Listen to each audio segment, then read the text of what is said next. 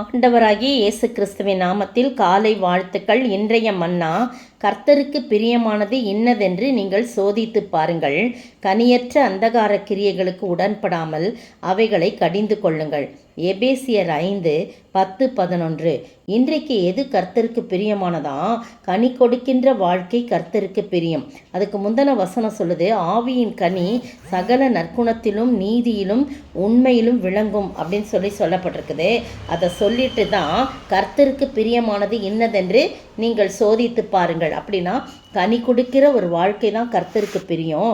கனியற்ற அந்தகார கிரியைகளுக்கு நீங்கள் உடன்படாதீங்க, அவைகளை கடிந்து கொள்ளுங்கள் சொல்கிறாங்க. இதை சொல்லும்போது கனி கொடுக்கின்ற வாழ்க்கைன்னு சொல்லும்போது ஆதியாகமம் 49ஆம் அதிகாரம் 22ஆம் வசனம், யோசேப்பு கனித்தரும் செடி, அவன் நீரூற்றண்டையிலே கனித்தரும் செடி, அதன் கொடிகள் சுவரின் மேல் படரும்னு சொல்லி போடப்பட்டிருக்குது. யாக்கோபு ஒவ்வொரு பிள்ளைகளையாக கூப்பிட்டு அழைத்து இங்கே கூடி வாங்க அப்படின்னு சொல்லிட்டு, கடைசி நாட்களில் உங்களுக்கு நேரிடும் காரியங்களை அறிவிப்பென்று ஒவ்வொரு பிள்ளைகளுக்கும் ஒவ்வொரு ஆசீர்வாதத்தையும் என்ன நடக்குன்றதெல்லாம் சொல்கிறாங்க.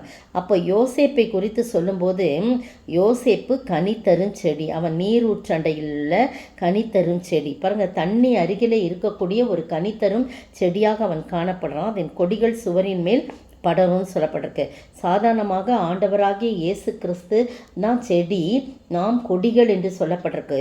ஆனால் யோசேப்பை கனித்தரும் செடின்னு அவரை ஆசீர்வதிக்க காரணம் அவன் ஆண்டவரோடு இணைந்து இருந்த ஒரு வாழ்க்கை தான். ஆண்டவரோடு எல்லா சூழ்நிலைகளும் அவன் கனி கொடுக்கின்ற ஒரு வாழ்க்கை வாழ்ந்ததுனால தான் அவனை கனித்தரும் செடின்னு சொல்லி அவர் சொல்கிறார். ஏன்னா அவன் நீரூற்றண்டையிலே, அதாவது ஜீவ தண்ணீராகிய ஆண்டவரோடு இணைந்து இருக்கின்றதனால அவனும் கனித்தரும் செடியாக மாறிப்போனான். அதன் கொடிகள் சுவரின் மேல் படரும் என்று சொல்லப்பட்டிருக்குது. அப்போ பாருங்கள், ஆண்டவரும் கனி தரும் செடி, அந்த அவர் தான் அந்த ஜீவ தண்ணீர், அதெல்லாம் சேர்ந்து இணைந்து இருக்கும்போது அதன் கொடிகள் ஆகிய கொடிகள் சுவரின் மேல் படரும், உறுதியாக இருக்கும் அப்படின்னு சொல்ல. அடுத்த வசனம், வில்வீரர் அவனை மனமடிவாக்கி அவன் மேல் எய்து அவனை பகைத்தார்கள் போட்டிருக்கு. எல்லாரும் அவனுக்கு எதிராக அவனை மனமடிவை செய்து அவன் மேல் எய்து அவனை பயக்கிறாங்க. ஆனாலும் அடுத்த வசனம் சொல்லுது, ஆனாலும் அவனுடைய வில் உறுதியாய் நின்றது. வில் வீரர் மனமடிவாக்கி அவன் மேலே எய்கிற மாதிரி இருக்குது, ஆனால் அவனுடைய வில் உறுதியாய் நின்றது. காரணம், அவன் நீரூற்றண்டையில் கனித்தரும் செடியோடு இணைந்து அவன் இருந்தபடியினால் அந்த விதமான ஒரு ஆசீர்வாதம். அது மட்டும் இல்லை, அவன் புயங்கள் யாக்கோபுடைய வல்லவரின் கரங்களால் பலத்தன. பார்த்தீங்களா, யாருடைய கரங்களால் பலத்திருந்ததுன்னா யாக்கோபுடைய வல்லவரின் கரங்களால் அவன் அவன் புயங்கள் பலத்தன. இதனால் அவன் மேய்ப்பனும் இஸ்ரவேலின் கண்மலையும் ஆனான் அப்படின்னு சொல்லி போடப்பட்டிருக்கு. 25-26 வசனங்கள்லாம் நீங்கள் வாசித்து பாருங்கள். அதில் யோசேப்பு கனித்தரும் செடினா என்னென்ன ஆசீர்வாதங்கள்லாம் போட்டிருக்கு. உயர வானத்திலிருந்து உண்டாகும் ஆசீர்வாதங்கள், கீழே ஆழத்திலிருந்து உண்டாகும் ஆசீர்வாதங்கள், ஸ்தனங்களுக்கும் கர்ப்பங்களுக்கும் உரிய ஆசீர்வாதங்களால் உன்னை ஆசீர்வதிப்பார் என்று சொல்லி யாக்கோபு அவரை ஆசீர்வதிக்கிறத நம்ம பார்க்குறோம். பாருங்கள், அது மட்டும் இல்லை, உபாகமம் 33 மோசே அந்த மாதிரி இஸ்ரவேல் புத்திரர்கள்லாம் கூப்பிட்டு ஆசீர்வதித்த ஆசீர்வாதம் அப்படின்னு போடும்போது, மோசே இவருக்கு என்ன ஆசீர்வாதம்னா யோசேப்புக்கு அதே போல தான். யோசேப் 13ஆம் வசனம், யோசேப்பை குறித்து கர்த்தரால் அவனுடைய தேசம் ஆசீர்வதிக்கப்படுவதாக.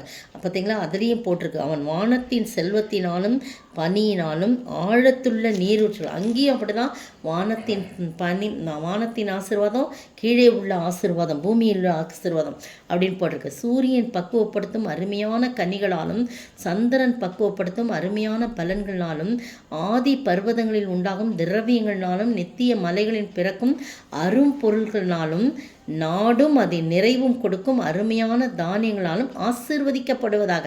எவ்வளோ அருமையாக யோசேப்பை இதெல்லாம் யோசேப்புடைய சிரசின் மேலும் தன் சகோதரரில் விசேஷித்தவனுடைய உச்சந்தலையின் மேலும் வருவதாக. அவன் அலங்காரம் அவன் தலையிற்று காளினுடைய அலங்காரத்தை போலவும் அவன் கொம்புகள் காண்டாமிருகத்தின் கொம்புகள் போல இருக்கு. எப்படி அவனுடைய புயங்களை குறித்து அங்கே சொல்லப்பட்டிருக்கோ அதே போல அவனுடைய சிரசை குறித்து இங்கே சொல்லப்பட்டிருக்கு. பிரியமான பிரியமானவர்களே, நீங்களும் நானும் அவன் கடைசி வரைக்கும் எல்லா சூழ்நிலைகளும் எந்த நிலையிலும் ஆண்டவரை முறுமுறுக்காதபடி, ஆண்டவரை பற்றி முறுமுறுக்காதபடி என்னோடு கூட என் ஆண்டவர் இருக்கிறார், நான் கனி தருகின்றவனாய் இருக்குவேன் என்று சொல்லி ஒரு உறுதியான வாழ்க்கை வாழ்ந்த பண்ணால்தான் யோசேப்பு கனி தரும் செடியாக மாறி போனான். கனி கொடுக்கின்ற வாழ்க்கை தான் கர்த்தருக்கு பிரியம். அப்படிப்பட்ட கனி தரும் வாழ்க்கையிலே ஆவியின் கனிகளால் நிறைந்து வாழ, கர்த்தருக்கு பிரியமாய் வாழ ஆண்டவர் தாமே கிருபை செய்வாராக. ஆமீன். அன்பு, சந்தோஷம், சமாதானம், நீடிய பொறுமை, நற்குணம், தயவு, விசுவாசம், சாந்தம், இச்சையடக்கமுமாம் ஆவியின் கனியின் அடையாளமாம். கனி கொடுப்போம், கனி கொடுப்போம், இயேசுவுக்காய் நாம் கனி கொடுப்போம். சோத்தரிக்கிற ஆண்டவரே, துதிக்கிற ராஜா, வாழ்த்துகிற வணங்கிறப்பா, கனி கொடுக்கின்ற ஒரு ஜீவியம் ஜீவித்து அதன் மூலமாக உம்மால் நாங்கள் பிரியமானவள் என்று அழைக்கப்பட நீர் கிருபை செய்ய வேண்டும் என்று கர்த்தரும் மீட்பெறும் ராஜாவுமாக இயேசு கிறிஸ்துவின் விலையேறப்பட்ட நாமத்தில் ஜெபிக்கிறேன் பிதாவே. ஆமீன். நேற்றைய பதில், யுஸ்து என்னும் மறுநாமமுள்ள பர்சபா என்னப்பட்ட யோசேப்பும் மத்தியாவும் ஆகிய இருவர் பேரில் சீட்டு போடப்பட்டது. அப்போஸ்தலர் நடபடிகளின் புத்தகம் 1 அதிகாரம் வசனம் 23. இன்றைய கேள்வி, யார் பேரில் சீட்டு விழுந்தது? அவனை யாருடனே சேர்த்து கொண்டார்கள்? யாருடைய பேரில் சீட்டு விழுந்தது? அவன் யாருடனே சேர்த்து கொள்ளப்பட்டான்?